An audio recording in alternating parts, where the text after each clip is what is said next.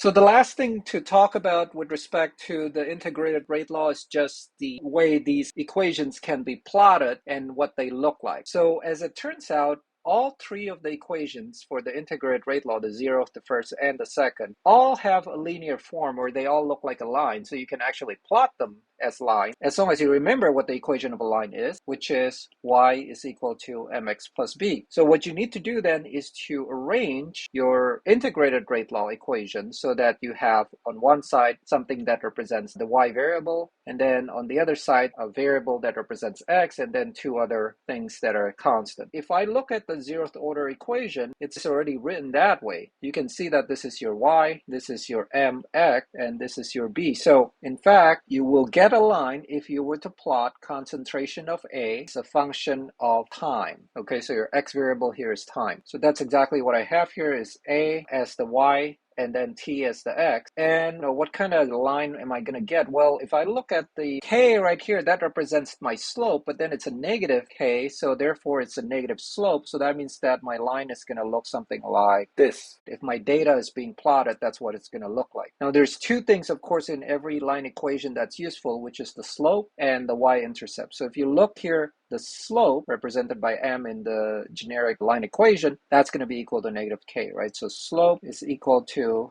negative k, and then y-intercept, which I can find by extending that line, is just going to be a naught. Okay, sometimes you might need to find your information that way. So perhaps what you have is just data, you don't have equations, you're going to have to plot the data and then use the slope and the y-intercept you get from the plot to get your rate constant and initial concentration. The first order plot, I'm going to leave it up to you to find out how to arrange this in terms of drawing the line, finding the slope, and finding the y-intercept, just because this is also a question that you're going to have to solve in your lab report. So it's just going to be practice there to think through it on your own. I'm going to do the second order though for you. So the second order equation actually looks like this. 1 over a equals to kt plus 1 over a naught. So again, I can put the line equation over it to show what I need to plot to get my linear form of the equation. So as long as my y-axis is 1 over a and my x-axis is time, I'm going to get my line equation. This one is slightly different than the zeroth order in the sense that you have a positive slope, so the line is going to look something like that. The slope here is just equal to k, unlike the earlier one,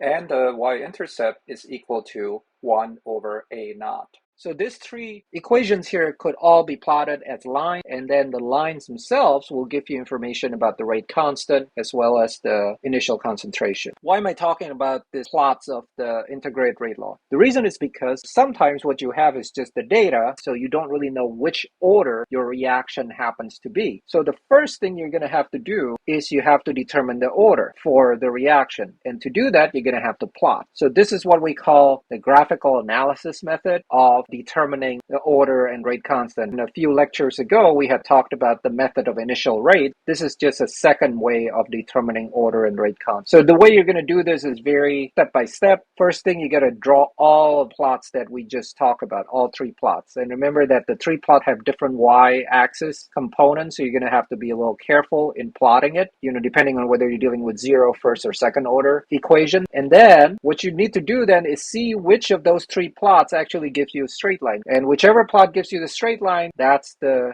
order of the reaction. Once you get the reaction order, you can get the rate constant from the slope of the line. So here's an example of how to do that. I'm going to just block out that bottom part here. The question itself is just this. It says, what's the order and rate constant for the following reaction? So they give you the data, which is time and concentration. So if you remember at the very beginning of the kinetics lecture, we talk about how when we do experiments, this is the kind of data that we get. We measure concentration either using color changes or some other method, and we measure it as time progresses, right? So this is actually a very common type of data that you will get. The question is, how do I use this data to determine what kind of order and rate constant my reaction has? I can't do method of initial rate in this case. The reason is because I don't have any rate information. All I have is time and concentration. Because I have time and concentration though, I can use the integrated rate law. All I need to do is follow this graphical analysis method. First, I'm going to plot the data three different ways, okay? In one plot, I'm going to plot it as concentration of SO2Cl2 versus time. In the second plot, I'm going to plot it as the natural log of concentration of SO2Cl2 versus time.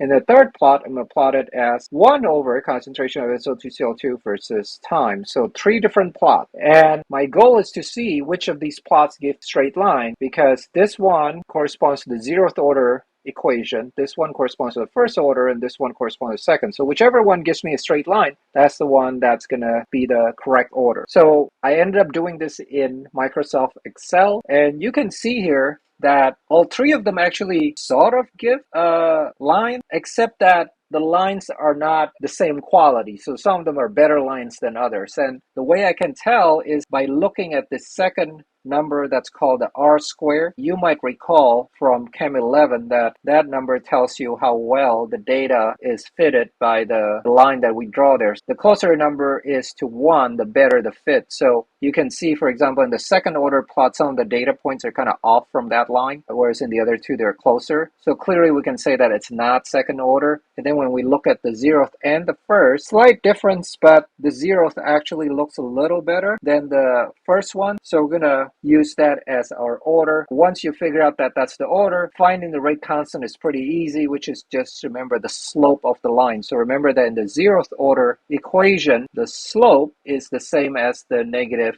of the rate constant. So when I look at this number right here, I can see that the slope is going to be equal to negative k, but that's equal to negative 0.0098. The unit here is actually molar per second. How do I get that number? Well, remember that slope is delta y over delta x. So the unit is going to be the unit of the y variable, which is concentration, so it's molar. And then the unit of the x variable, time in this case, is given in seconds. So that's why I get molar per second, which makes sense because that should be the correct unit, right, for the rate constant for 0th order. So once I do that, then all I need to do is cancel out the negative.